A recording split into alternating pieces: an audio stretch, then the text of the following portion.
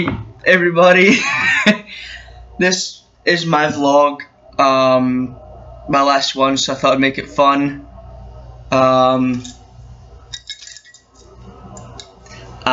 am dressed as, I can't even remember his name now. Katie Hemphill, this is your fault.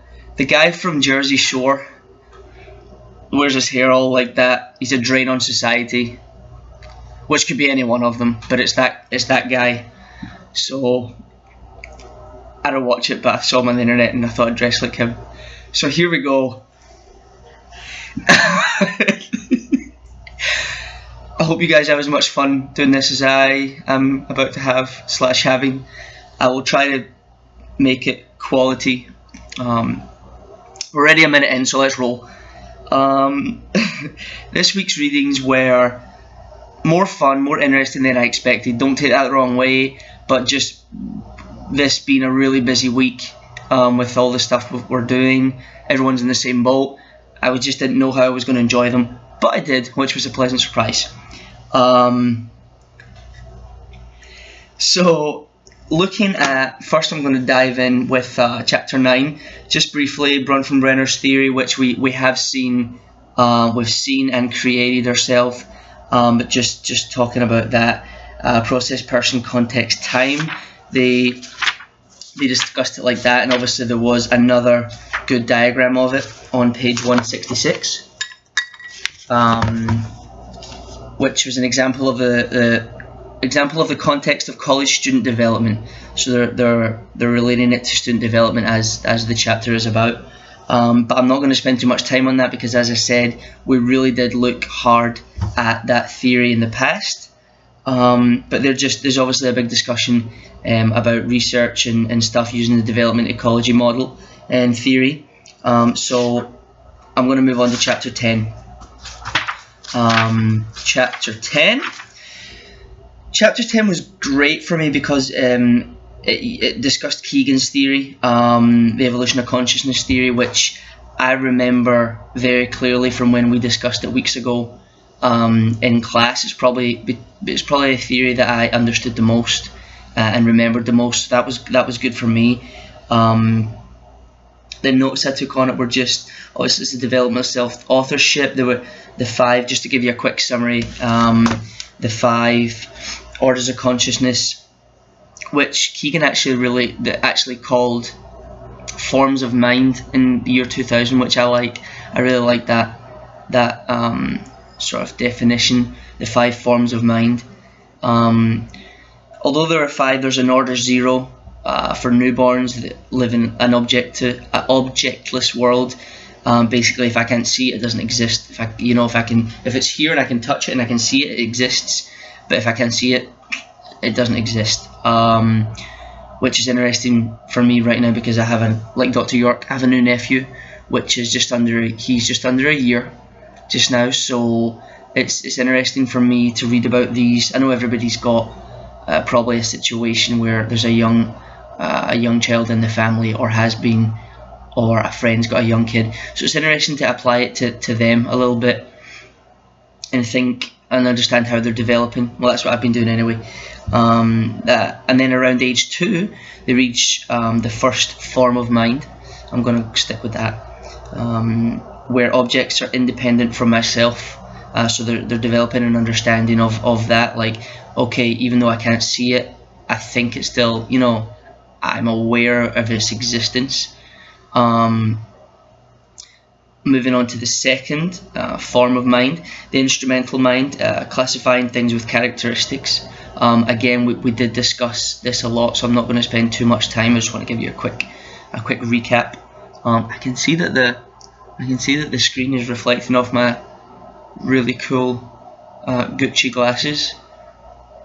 So number 3, the third form of mind, the socialized mind, which there's abstract thinking is present. The ability to form relationships with not only people but things. There's like a ability to have not to have a relationship with a thing, but to form a mental relationship with things. And obviously there's a development of the awareness of feelings. I'm going to roll through this because I can see that I'm approaching 4 or 5 minutes now.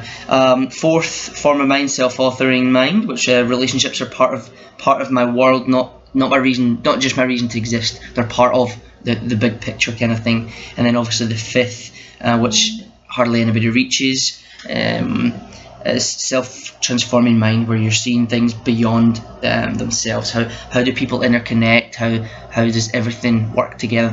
Really the big picture is the way I like to feel about it. First question for you all is, there was in chapter 10 there was a lot of discussion about how people are dealing with so much stress in the postmodern world, and how there's so much more pressure and stress. My question is, how do you think people will adapt and adjust and develop and deal, most importantly, how will they deal with stress in a postmodern? So in 25 years, how will they deal with life's pressures? Moving on. I wanted to discuss Baxter Magolda's theory because it's a great name, and it was really interesting. It's kind of similar to Kegan's, but I thought it was a really logical and easy to understand theory. I'm just going to flip to the page so you guys know. Starts on page 183.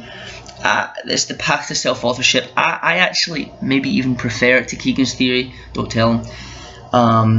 But she makes a really a logical and clear, mapped out theory of four. Just going to check. Four phases.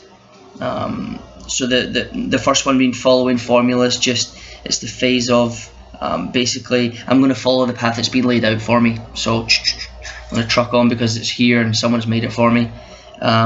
The second one is a development, a progression to like a crossroads, which we can all kind of relate to. We've all been at crossroads, but there's a progression along the journey that it says the plans they have followed do not necessarily work, and that they need to establish new plans. So it's not just following the track that someone's laid out for me. I'm going to need to take some authorship and make decisions and change stuff if necessary. Moving on to phase 3, becoming an author of one's life. So we're really looking at obviously the theme of the chapter is developing self-authorship, and which is similar to Kegan's theory. It starts with it's a making choice, and you're able to back up your choices and your own, you're developing your own beliefs, and you're able to back up and stand by your beliefs. And then finally into the fourth phase, your internal foundation.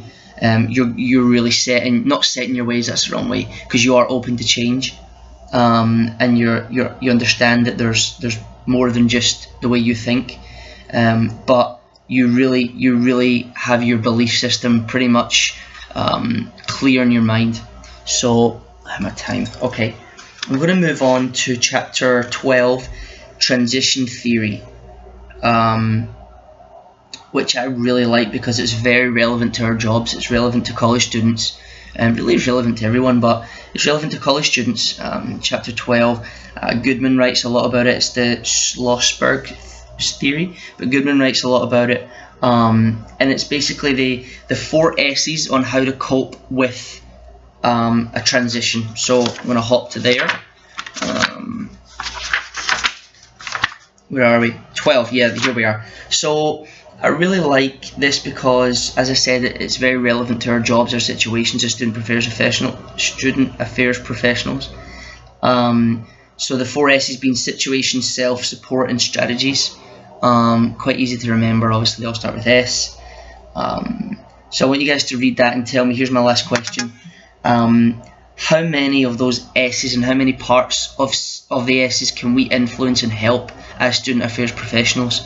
When you read it, you're gonna see that situation. Sometimes we can't affect the situation. We can't help the situation. Well, we can't control the situation of the transition, but we can definitely help. We can definitely try to make the situation a little bit better.